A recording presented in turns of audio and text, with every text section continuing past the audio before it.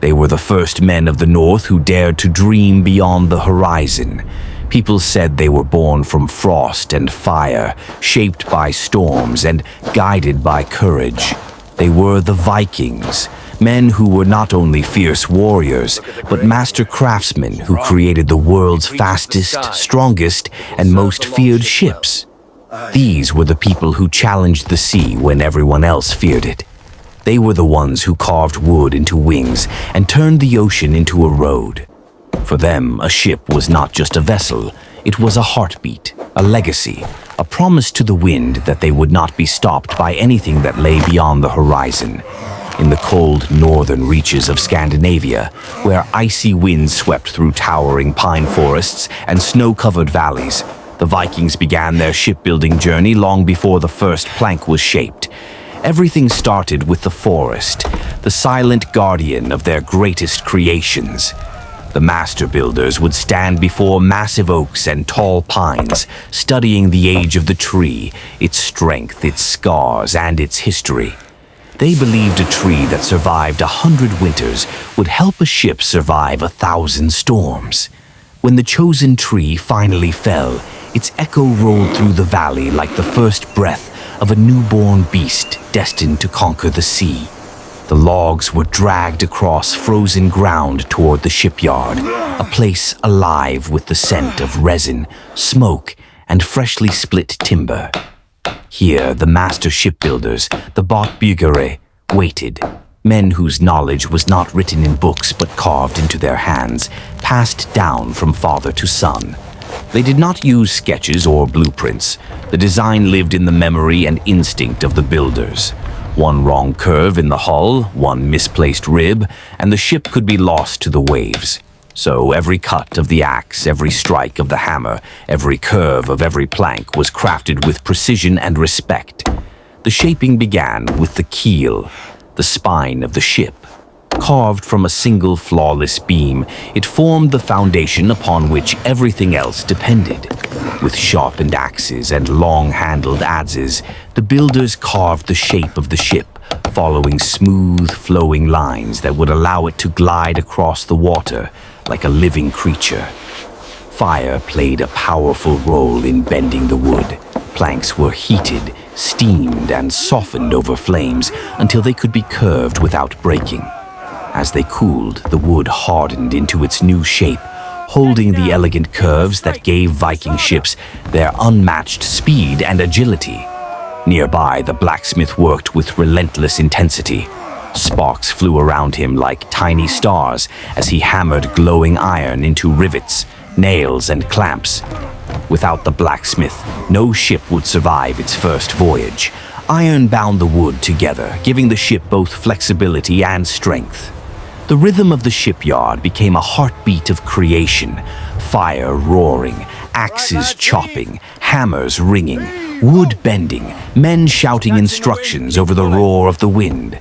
Slowly, the ribs of the ship rose from the ground, arching upward like the bones of a great sea serpent waking from a long sleep.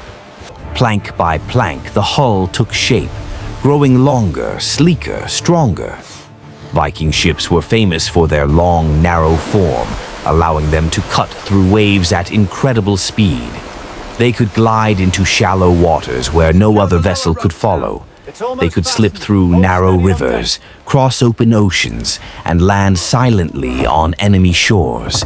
Every curve had a purpose. Every angle was calculated by instinct and experience. This combination of artistry, strength, and engineering made Viking ships legendary.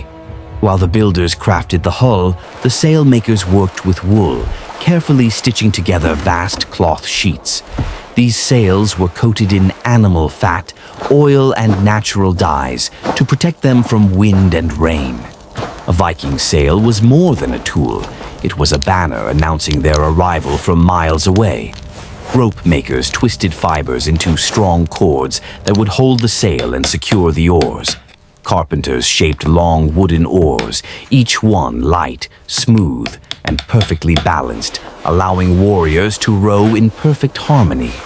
Then came the moment many considered sacred, the carving of the dragon head. This fierce symbol was mounted at the bow to protect the ship from evil spirits and to strike fear in the hearts of anyone who saw it approaching. Each dragon was unique, carved with deep lines, sharp teeth, and expressive curves. For many Vikings, the dragon was not decoration.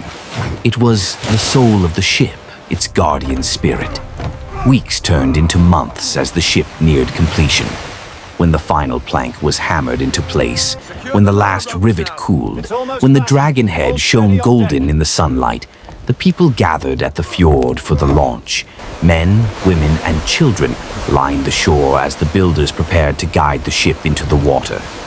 Ropes tightened, voices rose in chants, and the ship slowly began to move. With a final push, the hull slid across the sand and touched the water. The fjord embraced it gently, and the ship floated, perfectly balanced, ready to meet the horizon. Warriors climbed on board, shields hanging along the sides, oars dipping into the icy water.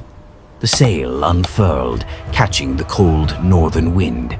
In a single moment, the ship came alive.